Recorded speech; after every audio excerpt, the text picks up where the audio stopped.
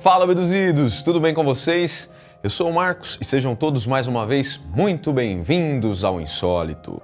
Se existe algo que pode fazer a nossa espinha gelar ao começar a ver um filme de terror, é quando logo no início nós vemos a frase baseado em eventos reais.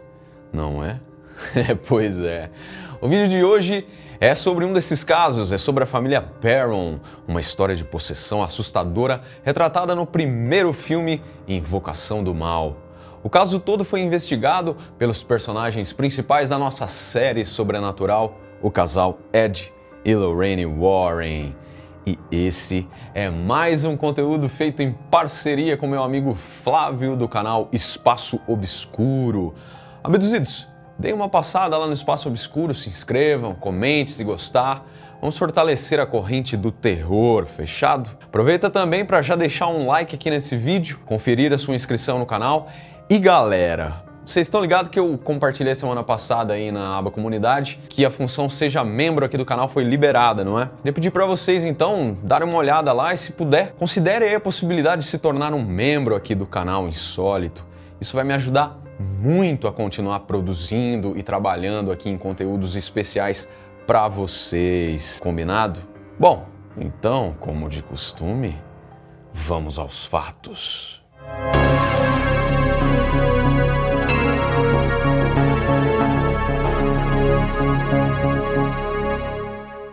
Tudo começou quando Roger e Carolyn Perron se interessaram pela compra de uma propriedade, a Fazenda Arnold, que foi construída em 1736 e está localizada em Harrisville, no estado americano de Rhode Island. A fazenda é bem grande, tem mais de 80 mil metros quadrados. Eles então, logicamente, gostaram e resolveram comprar a fazenda em 1970. O casal tinha 5 filhas.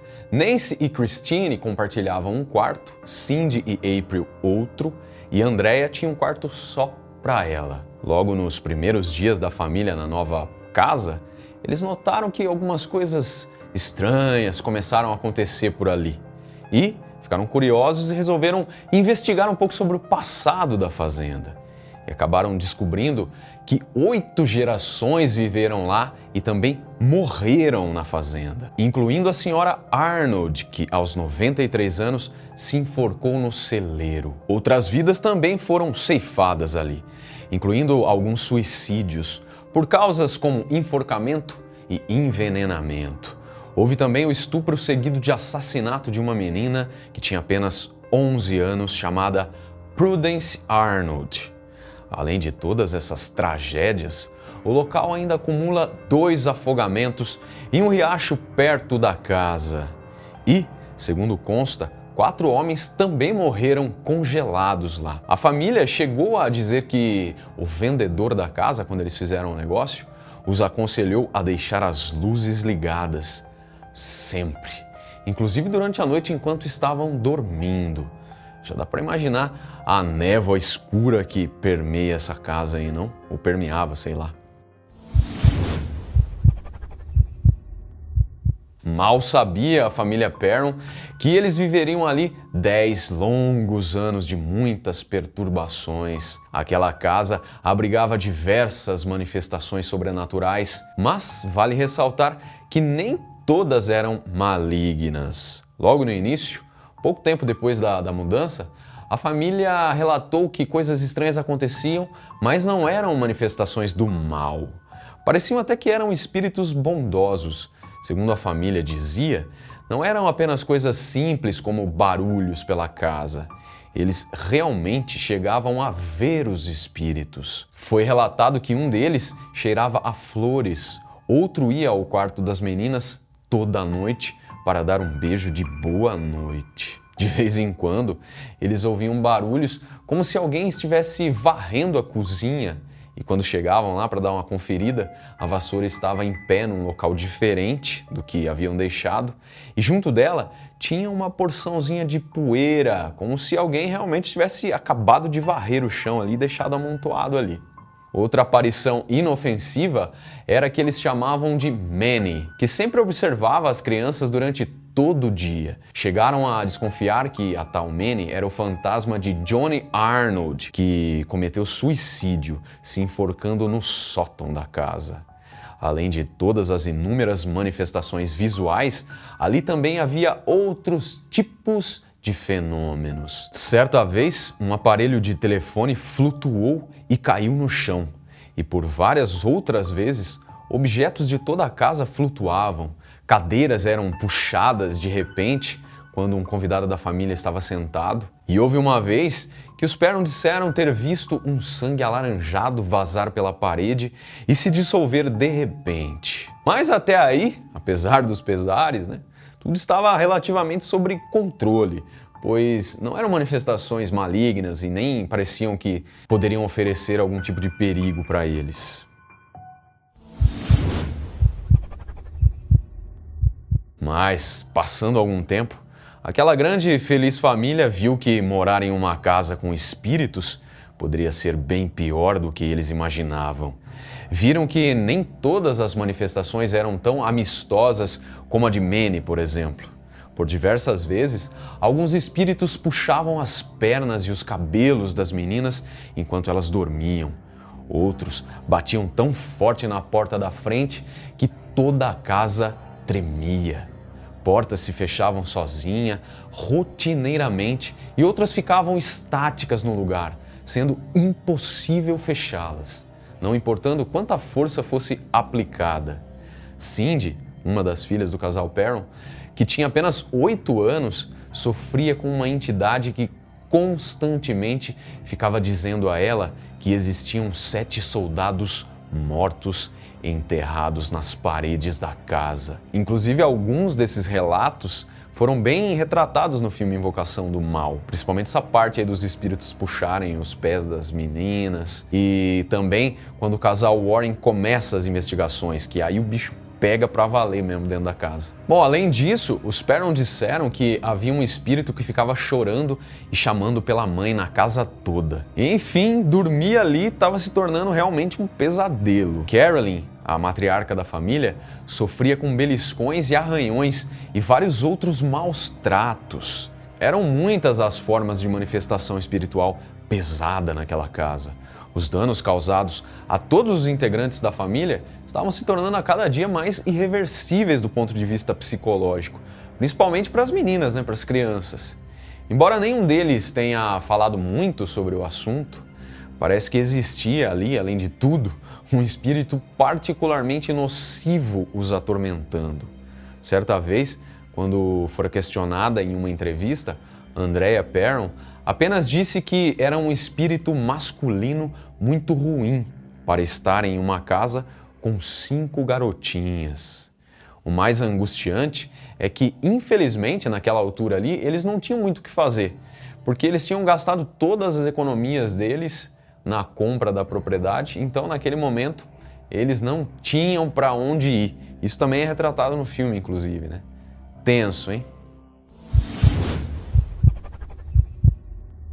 Mas, como diria o pensador, nada é tão ruim que não possa piorar. Havia uma entidade muito, mas muito maligna mesmo dentro daquela casa, que tinha como sua principal vítima de perturbação a senhora Perron. Ela era possivelmente o espírito de Bathsheba Sherman, que, segundo consta, foi uma bruxa praticante de satanismo que havia morado na casa logo no início do século XIX e que havia morrido ali mesmo, enforcada em uma árvore atrás do celeiro. A família Perron não era uma família muito religiosa, não. Na verdade, não tinham nem costume de ir à igreja e nem nada do tipo. Por isso, esse fato foi apontado como algo que pode ter sido determinante para as atividades violentas praticadas por Bathsheba com aquela família. Logo, essa teoria aí foi mais acreditada ainda quando descobriram que o único morador anterior daquela casa que não havia relatado nada, nenhuma perturbação espiritual, era um pastor de uma igreja local. Na época, a Lorraine Warren disse ainda, abre aspas, vocês só têm sua fé como sua proteção. Eu sempre tive a minha fé. Deus me protegendo me permitiu fazer isso. Mas naquele momento, particular, os Perrons não tinham religião e parece que isso realmente ajudou a tornar tudo muito mais perigoso. Abduzidos, eu acho que vocês aí não iam querer ver um espírito de Batsheba, não. Ela era bem repugnante. Foi descrita como um rosto parecido com uma colmeia de abelhas desidratadas sem aparência humana e que era possível ver vermes que rastejavam através de fissuras em sua pele. Sua cabeça inteira tinha cor acinzentada e parecia estar um pouco inclinada para o lado, como se o pescoço tivesse quebrado. Tudo isso ainda era acompanhado de um cheiro horrível que impregnava o ambiente onde ela era vista. Tava lembrando aqui do filme e essa é uma parte que o próprio Ed descreve como característica de uma atividade demoníaca. Então a história diz que essa tal bruxa aí teria nascido em 1812 ali mesmo em Rhode Island e teria se casado até com um cara chamado Judson Sherman e nunca foi bem vista na comunidade onde morava. Inclusive foi acusada de matar seu bebê como um sacrifício. O corpo de seu filho foi encontrado com um objeto pontiagudo enfiado na cabeça. Porém, na época, ela foi presa e, em virtude da falta de provas, foi absolvida. Há relatos de que ela teve mais 3 filhos, porém todos eles teriam morrido antes dos 4 anos de idade. Ela também era conhecida por maltratar muito seus empregados. Dizem que muitas vezes ela os deixava passando fome. Todas as suas maldades teriam tido fim no dia 25 de maio de 1885, quando ela morreu. O médico que examinou o corpo após sua morte relatou que ele nunca tinha visto algo como aquilo. Aparentemente, o corpo de Batsheba havia se solidificado. Ela ficou tão rígida quanto uma pedra. O espírito de Batsheba com certeza estava ali naquele momento para tirar a paz da família Perron, mais especificamente de Carolyn. Parecia que ela cobiçava o Sr. Roger e queria Carolyn fora da casa para que ela pudesse ficar sozinha ali com o Roger. Por várias vezes, quando ele estava em sua casa, aparelhos da casa quebravam assim misteriosamente. Roger então levava esses equipamentos lá para o porão e tentava consertá-los. E enquanto ele estava ali realizando o conserto, conseguia sentir Batsheba passando a mão nas suas costas, no seu pescoço, acariciando. Já imaginou, abduzidos? Uma publicação no jornal local no ano de 1977 descreve um dos momentos em que a Sra. Perron viu Batsheba. A Sra. Perron disse que acordou uma manhã antes do amanhecer e se deparou com a cabeça de uma velha pendurada por um vestido cinza. Havia uma voz reverberando: "Saia, saia, eu vou levá-la para fora com morte e tristeza." Pois é, parece tudo coisa de roteiro de filme mesmo, né? Mas manifestações de espíritos ruins não é brincadeira não, meus amigos. Mas vamos terminar então o raciocínio aqui para vocês conhecerem toda a história. Decididamente, a Sra. Carolyn Perron foi a mais afetada por Batsheba. Ela sofria inúmeros tipos de agressões, como tapas, beliscões e até ferimentos mais graves. Veja, certa vez, Carolyn estava descansando no sofá quando sentiu uma forte dor nas pernas. Ao olhar, ela viu um corte sangrando e sempre, durante essas manifestações, Carolyn dizia que Batsheba mandava ela sair da casa. Logo, o espírito se tornou mais agressivo ainda e começou a tentar possuir Carolyn. A família, então, ficou amedrontada com tudo aquilo e foi aí que eles tiveram a ideia de chamar o casal Warren para tentar solucionar, pelo menos ajudar aquela situação ali. A família soube da existência dos Warren por meio de uma de suas palestras. Então o chamaram para que fossem até a fazenda para dar uma olhada em tudo o que estava acontecendo por lá. Depois de tudo que encontraram lá, só tinha um caminho: o exorcismo. Ed e Lorraine, como vocês devem saber, também atuavam em exorcismos. E foi exatamente o que aconteceu no caso da família Perron. Andrea Perron, uma das filhas, disse o seguinte sobre o exorcismo realizado em sua mãe: "A noite que pensei que veria minha mãe morrer foi a noite mais terrível de todas. Ela falou com uma voz que nunca tinha ouvido antes. e uma força que não é desse mundo a jogou a 6 metros de distância em outra sala. E se vocês viram o filme Invocação do Mal, sabem que no final, depois do exorcismo de Carolyn, tudo termina com uma linda música de paz e resolução, não é? Mas, na realidade, não foi bem assim, não. O casal Warren, infelizmente, não conseguiu resolver o problema daquela família e tirar todo aquele mal que estava ali. A semelhança entre ficção e vida real fica por conta de que, assim que o casal Warren entrou na fazenda, as manifestações se intensificaram muito. Foi então que o Sr. Perron, temendo a vida de seus familiares, exigiu que o casal deixasse a casa imediatamente. Mesmo que a vida daquela família fosse um inferno morando naquela casa, eles não tinham como sair, como eu já tinha dito. Ainda não tinham dinheiro suficiente para ir para outra casa. Eles só conseguiram se mudar de lá em 1980, quando já tinham condições financeiras para isso.